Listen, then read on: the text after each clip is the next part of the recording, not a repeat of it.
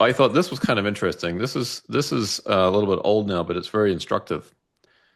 So Morgan Housel back in 2013 did a little study of the Dow 30 stocks in the Dow Jones Index, Hmm. which is a terrible, terrible index, but still, it's interesting to look at. And he looked at 1995, and he noted their PE ratio in 1995. And then he asked the question, what PE ratio should an investor have been willing to pay in 1995 to Ah, earn an 8% annualized return over the next 17 years? huh. Right? So here's the findings for the 30 stocks in the Dow in 1995. So let's just talk about the top one. So 3M had a PE ratio of 22.4. But you should have been willing to pay 36.7 times earnings in that year in Wow. order to earn an 8% return for the next 17 years. Huh. Okay. Alcoa, it was trading at 10 times earnings, cheap, low price. Yeah. But you really should have only been willing to pay about 2.9 times earnings. Uh-huh. That's how poor the results were. American Express, on the other hand, it was going for 13.8, and you should have been willing to pay 33. Now, there's a couple standouts in this chart. There was a few, like Chevron. It was trading at 31 times earnings. You should have been willing to pay 78 times earnings back in Huh. 1995 for Chevron. Huh. Cisco Systems was trading at 25 times earnings. You could have paid up to 75 times earnings, Wow. 74. Wow. Okay. Another one that jumps out on here is Home Depot, trading at 35, 36 times earnings. You should have been willing to pay about 77 times earnings. Intel seemed cheap at 8.7. Yeah, you could have paid 15.4 and that would have worked out for you for 17 years. Wow. Microsoft was one of the more expensive Dow stocks at 28 times earnings. You should have been willing to pay 68 times earnings for it. Okay. United Health was another standout. It was going for 27, 28 times earnings, and you should have been willing to pay, almost 76 times earnings for that stock. Very. So this just goes to show that the PE ratios are pretty useless, right, as a valuation measure at a point in time.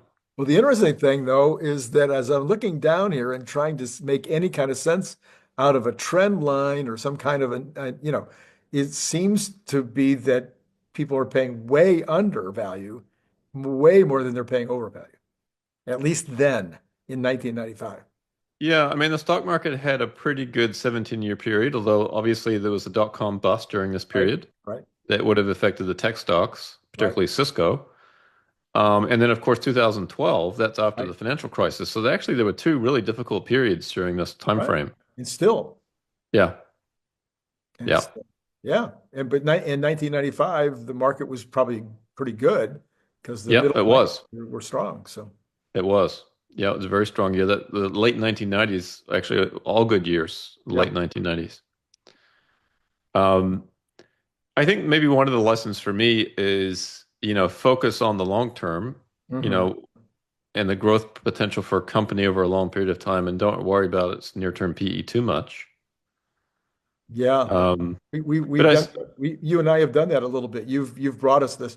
You've brought us the reality a few weeks ago.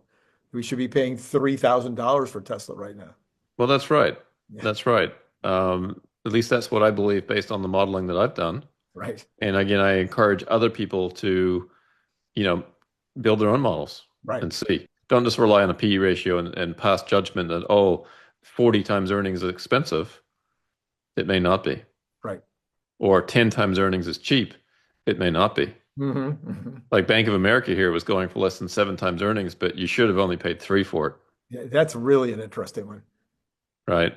Now, that one's a bit skewed because 2012 it's still recovering from the financial Yeah. crisis, Yeah.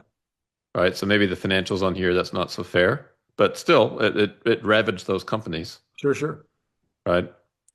Investors seem to get Coca-Cola pretty well. I mean, they paid 21 times and they should have paid 24 and a half. Hmm.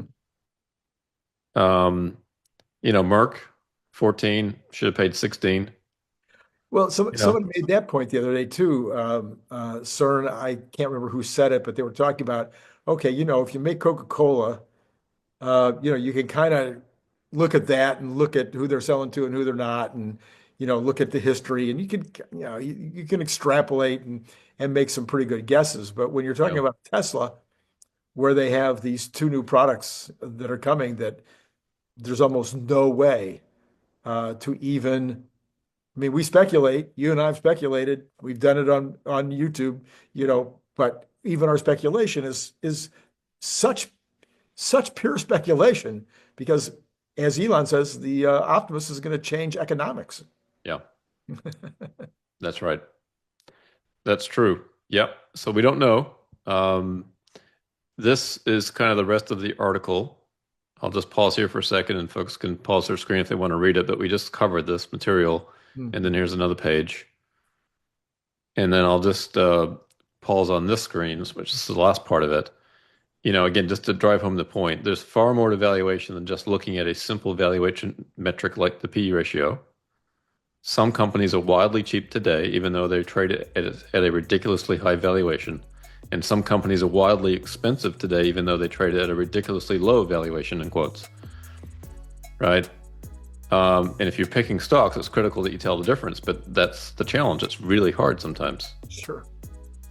If you happen to be a big fan of the Cybertruck, you might also be interested in this super fun Cybertruck refrigerator magnet and bottle opener.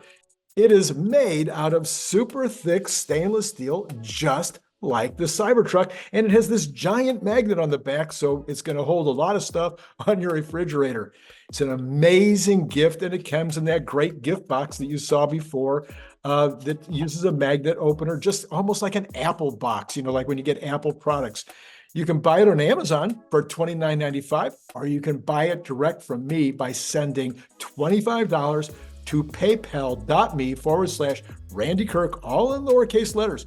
Please indicate whether you want the stainless steel look or maybe you'd like to have this very clever camo version.